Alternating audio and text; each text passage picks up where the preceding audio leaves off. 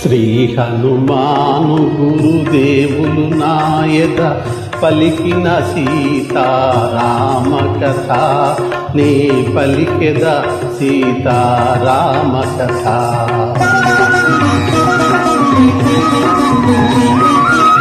శ్రీ హనుమంతుడు అంజనీసుతుడు అతి బలవంతుడు రామభక్తుడు లంకకు పోయి రాగల ధీరుడు మహిమోపేతుడు శత్రుకర్షణుడు జాంబవదాది వీరులందరూ ప్రేరేపింపగా సమ్మతించెను. లంకేశ్వరుడు అపహరించిన జానకీ మాత జాడ తెలిసికొన.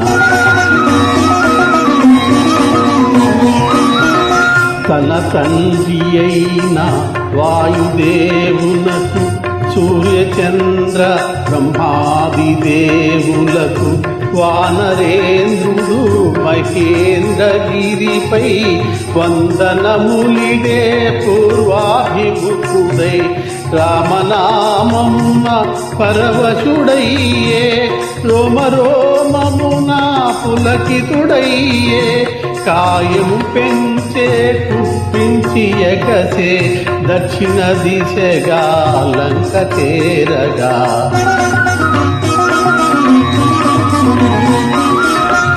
పవనతనయుని పదగట్టనకే పర్వతరాజము గడగడవనకే ఫల పుష్పాదులు జల జల రాలే పరిమళాలు గిరి శిఖరాలు నిండే పగిలిన శిలలా ధాతులెగసే రత్నకాంతులు నలు దిశల మెరిసే గువలను దాగిన భూతములదిరి దీనారవముల పరుగిడే బెదిరి. శ్రీ హనుమాను గురుదేవులు నాయద పలికిన సీతారామ కథ నే పలికెద సీతారామ కథ.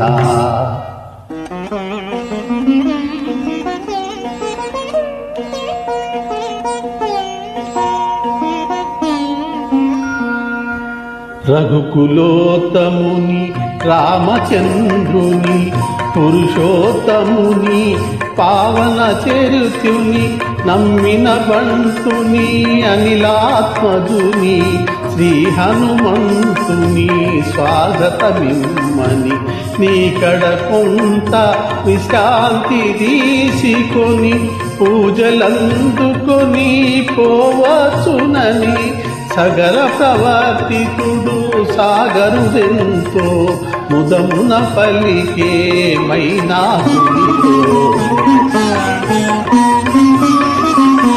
మైనాకుడు ఉన్నతుడై నిలిచే హనుమంతుడు ఆగ్రహమునగాంచే ఇది ఒక విఘ్నము కాబోలునని వారధి పడతోసే గురముచే గిరిని పర్వత శ్రేష్ఠుడా కోటున కృంగే పవన తనయుని బలముగని పొంగే తిరిగి నిలిచే హనుమంతుని పిలిచే తన శిఖరముపై నరుని రూపమై. శ్రీ హనుమాను గురుదేవులు నాయద పలికిన సీతారామ కథ నే పలికెద సీతారామ కథ.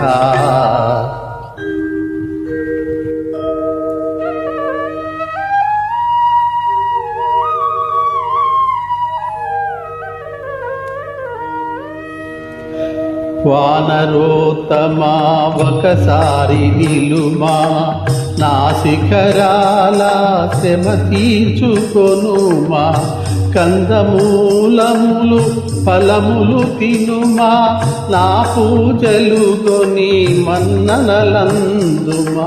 శతయోజనముల పరిమితము గల జలనిధి నవలీలా దాటిపోగల నీదు మైత్రికడు ప్రాప్యము నాకు, నీదు తండ్రితడు పూజ్యుడు నాకు.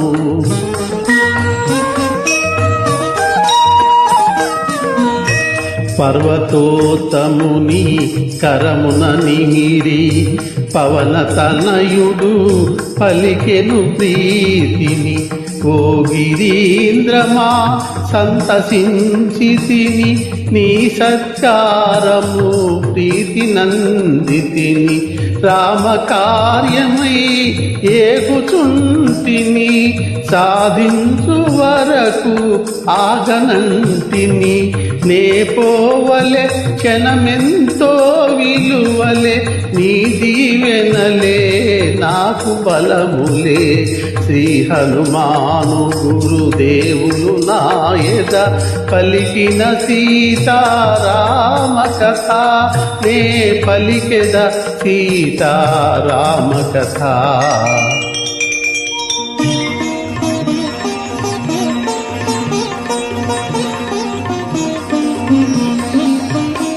అనాయాసముగా అంబర వీధిని పయనము చేసెడు పవన కుమారుని.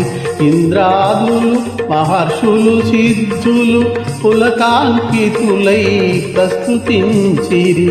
రామకార్యమతి సాహసమని, రాక్షస బలమతి భయంకరమని, కపివరుడెంతటి ఘనతరుడోయని పరిశీలనగా పంపిరి సురసను.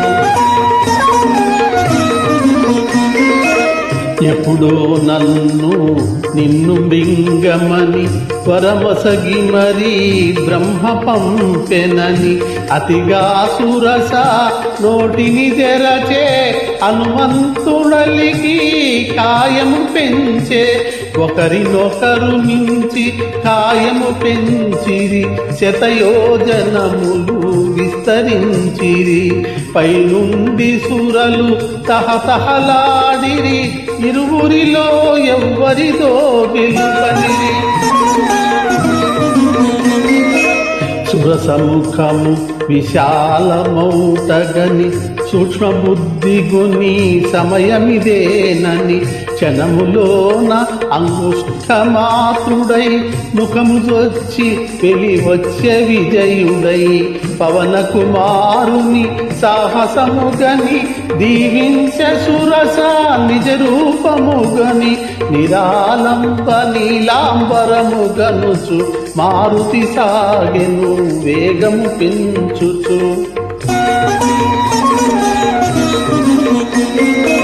జలనిధి తేలే మారుతి ఛాయను, రాక్షసి సింహిక అట్టే గ్రహించెను. గుహను బోలు తన నోటిని తెరచెను, కపివరుని గుంజి మృంగదూచెను. అంతట మారుతి సూక్ష్మరూపమున సింహిక ముఖమును చొచ్చి చీల్చెను. సింహిక హృదయము చీలికలాయెను, సాగరమున బడి అసువులు బాసెను.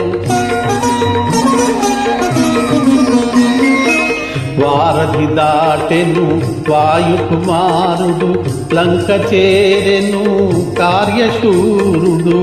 నలువంకలను కలయజూచుచు నిజ రూపమునా మెల్లగా సాగుచు.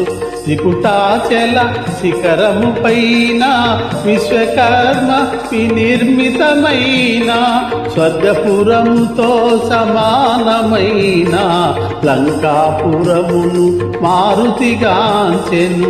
శ్రీ హనుమాను గురుదేవులు నాయద పలికిన సీతారామ కథ, నే పలికెద సీతారామ కథ.